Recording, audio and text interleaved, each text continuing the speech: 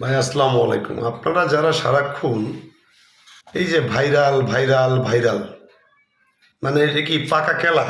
চাইলেই পাবেন। এই মিয়া, আপনি যখন আপনার মায়ের পেট থেকে হইছেন তখন কি একবারে হাঁটা শিখছেন?